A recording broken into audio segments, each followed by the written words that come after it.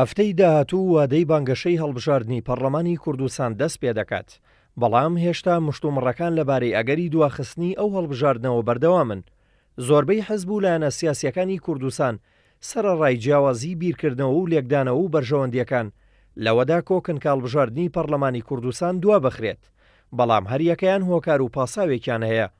بەهێزترین هۆکاری ئەو مشتومڕەش تۆماری دەنگدەران و پێداویستیەکانی کۆمیسیۆنی باڵای هەڵبژاردن و ڕاپرسیە. یەکێتی نیشتیمانی کوردستان لە چەندین بۆ نەولێدواندا پابەندبوونی خۆی بە وادەی هەڵبژاردنی پەرلەمانی کوردستان دووپات کردوێتەوە، بەڵام نەیشاردوێتەوە کە لەگەڵ زۆربەی حزب و لایەنەکانی کوردستاندایە کە پێویستە هەڵبژاردنەکە بە شێوەیەکی باش ئامادەکاری بۆ بکرێت و تۆماری دەنگدەران پاک بکرێتەوە و پێداویستیەکانیش دابین بکرێت. هەر لەو بارەیەوە پارتی دیموکراتی کوردستان چەند جارێک هەڵوێستی خۆی بەیان کردووە. حزب و لایەنەکانی تریش لە ڕێگەی جیاجیاوە هەڵوێستی خۆیان خستۆتە ڕوو، بەڵام زۆربەی هەڵوێستە ئاشکراکان جیاواز بۆ لە هەڵوێستە نهێنیەکان.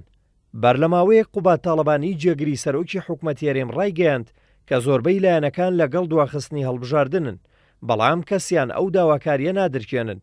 هاوکات لەگەڵ مشتومڕی دواخستنی هەڵبژاردن، حزب و لایەنەکان بەردەوامن لەسەر ئامادەکاریەکان بۆ دەستپێکی بانگەشەی هەڵبژاردن و چاوەڕوانیش دەکرێت ڕۆژی چوارشەممە 5 ئەیلول وادەی بانگەشەی ڕەسمی دەست پێ بکات.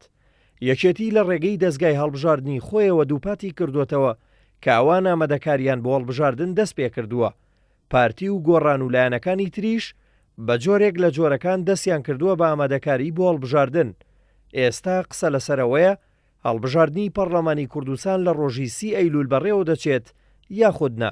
ئایا حزب و لایەنەکان گوێ لە ئامۆژگاری و تێبینی دۆستەکان دەگرن یان هەرسوور دەبن لەسەر هەڵوێستەکانیان؟